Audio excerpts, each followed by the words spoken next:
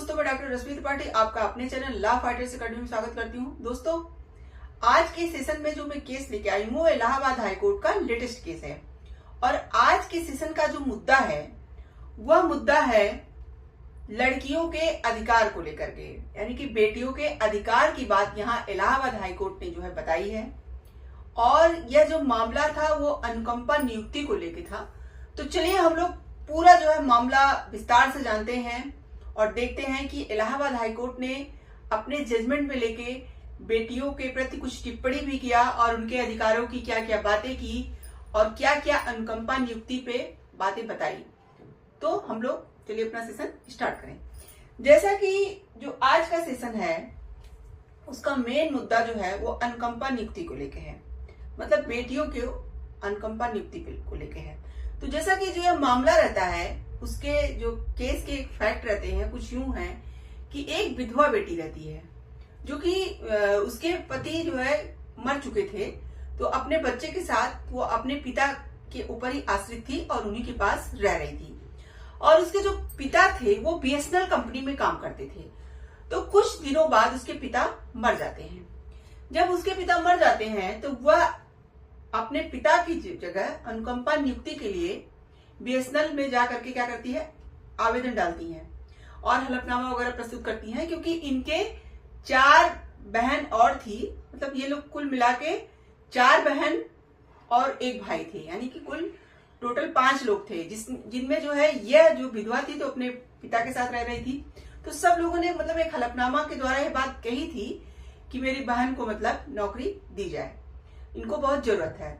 तो देखिए, जब उन्होंने बीएसएनएल में आवेदन डाला तो बीएसएनएल ने इनके आवेदन को खारिज कर दिया, मतलब इनको नौकरी देने से इनके पिता की जगह मना कर दिया गया।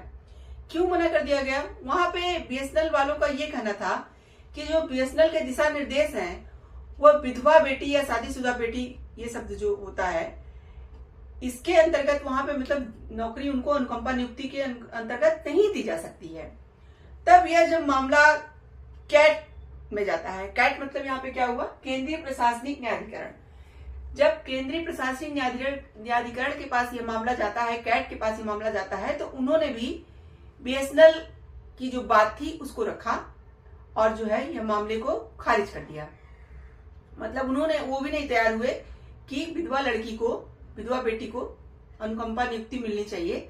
तब वो अपना जो है अपनी याचिका लेकर के हाईकोर्ट जाती है, इलाहाबाद हाईकोर्ट।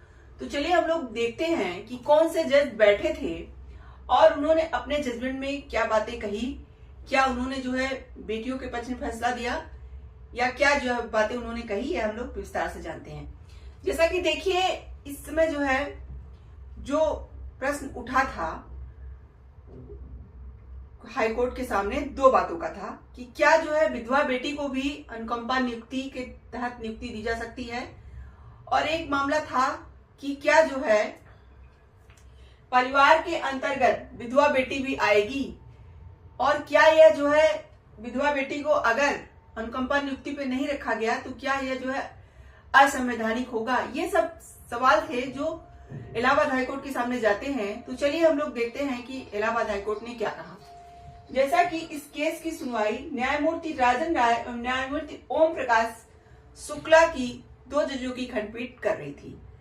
जब उन्होंने सारे मामलों को देखा और जो है प्रश्न उठाए जा रहे थे हाईकोर्ट के सामने उन सबको भी देखा, तो चलिए हम लोग देखते हैं कि यहाँ पे इलाहाबाद हाईकोर्ट ने क्या जजमेंट दिया। तो इलाहाबाद हाईकोर्ट में जो 2 जजों की पीठ थी उन्होंने अनुकंपा नियुक्ति नीतियों की भेदभावपूर्ण व्याख्याओं के विरुद्ध एक कड़ा संदेश दिया। यानी कि यहाँ पे कहा गया कि जो अनुकंपा नियुक्ति में ये भेदभाव किया जा रहा है यह गलत चीज है। भेदभाव क्या कि अगर लड़का है, अगर वो शादीशुदा है तो भी वो जॉब पा जाता है, मतलब अनुकंपा नियुक्ति पा जा रहा है, और एक विधवा बेटी को नहीं दिया जा रहा है, यानी यहाँ भेदभाव किया जा रहा है। उसके बाद कोर्ट ने आगे क्या कहा, कोर्ट ने कहा कि एक संदेश दिया और कोर्ट ने कहा कि बेटा तब तक बेटा रहता है जब तक उसे पत्नी नहीं मिल जाती, और बेटी जीवन भर बेटी रहती है। यहाँ देखिए इलाहाबाद हाईकोर्ट ने बहुत ही एक अहम टिप्पणी किया कि बेटा तब तक बेटा रहता है जब तक कि उसकी पत्नी नहीं आ जाती, लेकिन बेटी जो होती है वह जीवन भर आपकी बेटी ही रहती है। यानी कि यहाँ पे कोर्ट का ये कहना था कि जब बेटे की शादी हो जाती है तो बेटा अपने परिवार, अपनी फैमिली में व्यस्त हो जाता है, लेकिन बेटियां जीवन भर बेटी बनी रहती है। आपको जब उनकी जरूरत पड़ती है वो तुरंत अपने माँ बाप के पास आ जाती है। ये सब बातें यहाँ पे कोर्ट ने कहा और इस टिप्पणी में निर्णय का आधार बनाया, जिसमें बेटियों और उनके माता पिता के बीच शाश्वत बंधन और निर्भरता पर जोर दिया गया। यहाँ पे कोर्ट ने कहा कि माता पिता के साथ बेटियों का जो बंधन होता है वो शाश्वत बंधन होता है, बहुत अनमोल बंधन होता है, और निर्भरता पर जोर दिया गया।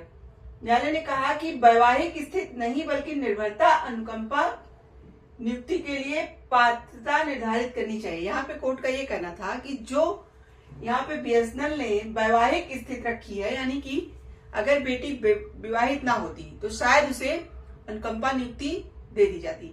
देखिए बीएसएनएल के जो दिशा निर्देश थे उसमें बात कही थी कि वैवाहिक बेटी को जो विवाह शादीशुदा बेटी है उसे जो है अनुकंपा नियुक्ति पे नहीं रखा जाएगा। वही कोर्ट ने कहा कि निर्भरता पर जोर दिया और न्यायालय ने कहा कि वैवाहिक स्थिति नहीं बल्कि निर्भरता अनुकंपा नियुक्ति के लिए पात्रता निर्धारित करनी चाहिए। यानी कि निर्भरता अनुकंपा नियुक्ति की पात्रता होनी चाहिए, यहाँ पे वैवाहिक नहीं होनी चाहिए। निर्भरता का क्या मतलब हुआ? निर्भरता का ये मतलब हुआ कि क्या बेटी शादी के बाद भी अपने माता पिता के ऊपर जो है निर्भर है? यहाँ पे ये प्रश्न उठता है।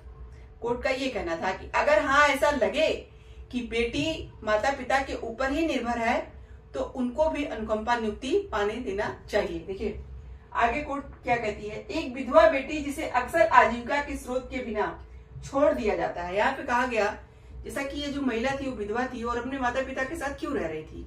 क्योंकि उनके ससुराल वालों ने शायद उन्हें छोड़ दिया, नहीं रखा अपने पास, उसके पास आजीविका का कोई साधन नहीं थी तो उसे मजबूरन अपने माता पिता के पास आना पड़ा, उनका सहारा लेना पड़ा। यही कोर्ट ने कहा कि अक्सर आजीविका स्रोत के बिना छोड़ दिया जाता है, अन्य आश्रितों के समान विचार की हकदार है। मतलब कोर्ट ने कहा इसीलिए अन्य आश्रित जैसे जो माता पिता के और आश्रित होते हैं बच्चे, उनकी तरह ही विधवा बेटी को भी समझा जाना चाहिए, उसे समान अवसर का हक देना चाहिए। विधवा बेटियों को बाहर करना असंवैधानिक है। कहा गया कि अगर विधवा बेटियां इन आश्रितों की श्रेणी से बाहर कर दी जाती हैं तो यह उनके साथ क्या होगा? असमानता होगी और यह जो है असंवैधानिक भी कहा जाएगा, क्योंकि यह आर्टिकल 14 और आर्टिकल 15 का उल्लंघन है। आर्टिकल 40 का क्या उल्लंघन है? क्योंकि समानता का अधिकार की जहां बात की गई है वहां समानता यहाँ नहीं दी जा रही है। और एक चीज और कि आर्टिकल 50 यानी कि लिंग के आधार पर किसी से भेदभाव करना निषेध है आर्टिकल 50 में। तो वहां पे कहा गया कि आर्टिकल 40 और 50 दोनों का उल्लंघन हो रहा है। यहाँ पे क्या है कि शादीशुदा बेटे को तो जॉब दी जा सकती है लेकिन शादीशुदा बेटी को नहीं दी जा रही। यही कोर्ट ने कहा कि लिंग के आधार पर भेदभाव यहाँ करना आर्टिकल 15 का यहाँ पे उल्लंघन किया जा रहा है, जो कि निषेध बताया गया है उसका उल्लंघन किया जा रहा है। हाईकोर्ट ने कैट के निर्णय को रद्द कर दिया। जैसा कि केंद्रीय प्रशासनिक न्यायाधिकरण ने बीएसएनएल के सपोर्ट में अपना जजमेंट दिया था, तो हाईकोर्ट ने यहाँ उनके निर्णय को क्या कर दिया? रद्द कर दिया। और क्या कहा? और बीएसएनएल को अनुकंपा नियुक्ति के आवेदन पर पुनर्विचार करने का निर्देश दिया। बीएसएनएल को कहा हाईकोर्ट ने कि आप इस जो है आवेदन पर फिर से विचार करिए और 2 महीने के अंदर अंतिम रूप देने का निर्देश दिया कि 2 महीने के अंदर जल्द से जल्द अंतिम रूप इसको दीजिए। अंतिम रूप देने का क्या मतलब हुआ? मतलब यहाँ कोर्ट का ये कहना था कि जो निर्भरता है, निर्भरता यह तर्क का प्रश्न है कि क्या महिला विधवा जो बेटी है वह अपने पिता के ऊपर निर्भर थी, यानी पिता जब तक उसका नौकरी में था क्या वो अपने पिता के ऊपर निर्भर रह रही थी? वो अपने पिता की कमाई से उसका पालन पोषण हो रहा था? यानी कि यह तर्क का प्रश्न है और इसे क्या किया जाए? कोर्ट का कहना था कि इस बात की क्या अधिकारियों द्वारा जांच कराई जाए, इसका मूल्यांकन कराया जाए और अगर यह बात पता चले कि हाँ विधवा बेटी अपने पिता के ऊपर निर्भर थी तो वहां पे तब उसे नौकरी देने का कोई तर्क नहीं बनता है। यहाँ पे कोर्ट का ये कहना था कि 2 महीने के अंदर ये सब करके अंतिम रूप से आप जो है इस निर्णय पे आइए और उसके आवेदन को जल्द से जल्द पुनर्विचार फिर से कीजिए। तो ये था पूरा इलाहाबाद हाईकोर्ट का जो जजमेंट। देखिए आज के जजमेंट का जो मेन मुद्दा था वो यह है, जो जजमेंट आया कि कोई भी विधवा बेटी अगर अपने माता पिता के ऊपर आश्रित रहती है, मतलब अगर उसका पति मर गया और वह जो है अपने माता पिता के ऊपर आश्रित रहने लगी, तो अगर उसके पिता या माता नौकरी में हैं और वो आश्रित थी माता पिता के ऊपर, तो अनुकंपा नियुक्ति के अंतर्गत आश्रितों के रूप में वह भी आएगी। और अगर उसे सचमुच, यहाँ पे देखिए कोर्ट ने निर्भरता शब्द को कहा कि निर्भरता का मूल्यांकन किया जाए, अगर ऐसा लगे कि वो सच में अपने माता पिता के ऊपर निर्भर थी तो उसे भी आश्रित में माना जाए और उसे भी क्या हो, अनुकंपा नियुक्ति का अगर उसने आवेदन डाला है तो उसे दिया जाना चाहिए। तो आशा करते हैं कि आज का वीडियो आपको पसंद आया होगा। आप मेरे चैनल को लाइक कीजिए, सब्सक्राइब कीजिए, शेयर कीजिए, बेल आइकन को दबाइए, जिससे ऐसे ही नए नए केस और जानकारी उसमें आपको अवगत कराती रहूं। तो थैंक यू वेरी मच।